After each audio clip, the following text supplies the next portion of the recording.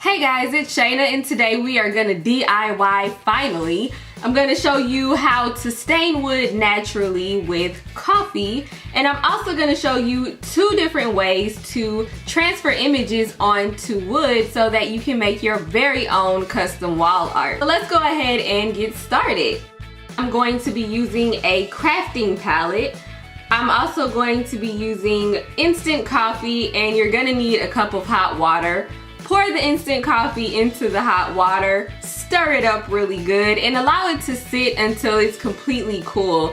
You should be able to put your hand in it and it should be room temperature.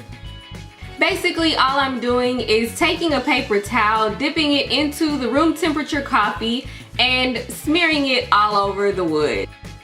If you follow me on Instagram, you've probably already seen the outcome of this, but this is basically all I did to make the wood look like this.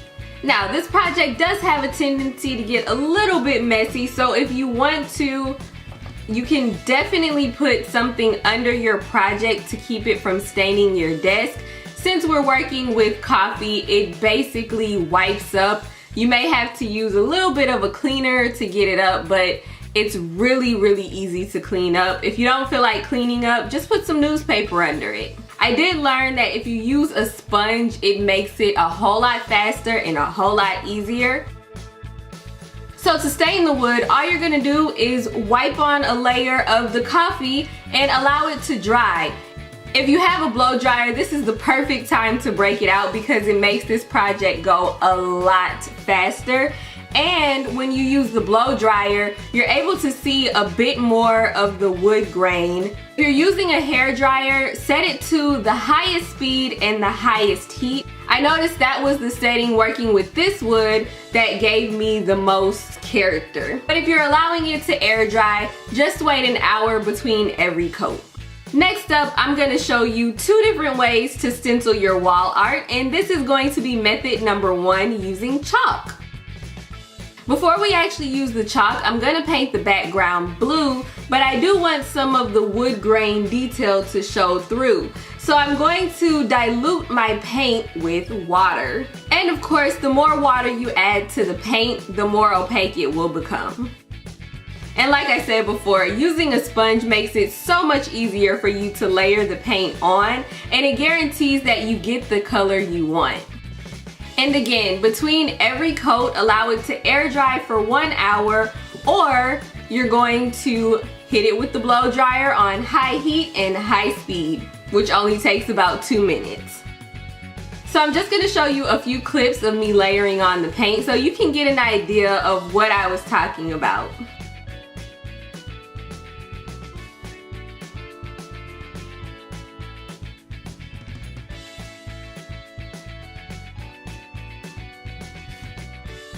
Since this wall art is going to kind of mimic the outdoors and skies and mountain ranges and stuff like that, I decided to use a bit of diluted white paint to make the clouds and what's going to be like the tip of the mountain tops.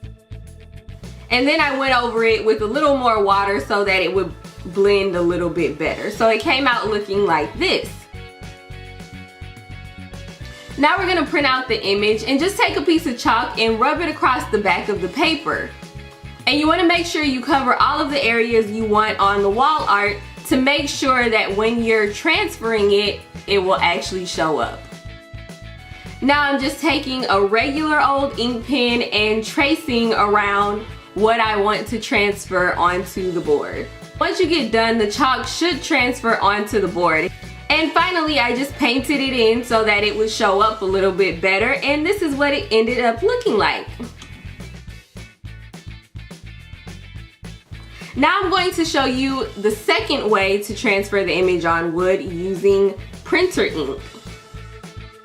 But before I do that, I'm going to paint the background white, and then I'm going to put a little bit of a stained coffee border around it, so that we can get that rustic look. And of course, I am going to blow dry it on high heat and a high speed. Now this part did get a little bit messy for me. If you need to clean up, just take a bit of the diluted white paint and put it on the areas that you need to clean up while you're blow drying, and it'll make it look perfect.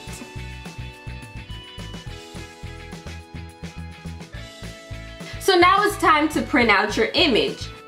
You'll want to print the image backwards so that when we transfer it to the board, it will read the correct way.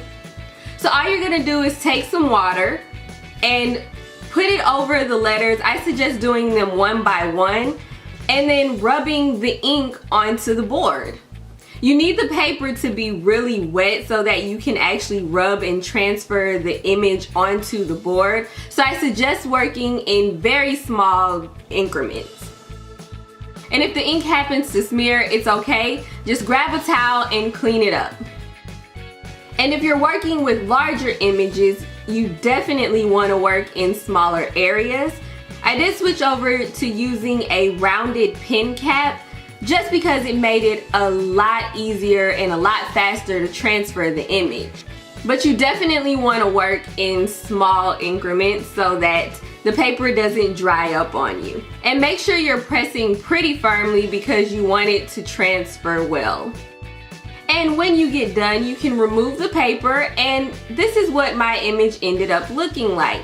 I decided to clean up the image by taking diluted white paint or whatever your background is and diluting that with the water and just kind of cleaning up around the edges. And then I ultimately painted the image in so that it would stand out more on the wall, and it came out looking like this. Alright guys, so that's it. I really hope you enjoyed this video. Don't forget to give this video a thumbs up if you want to see more videos like this. Also, if you haven't subscribed to the channel, what are you waiting on? Go ahead and click that button. Share this video with a friend, and I will see you guys next time. Thanks for watching. Bye.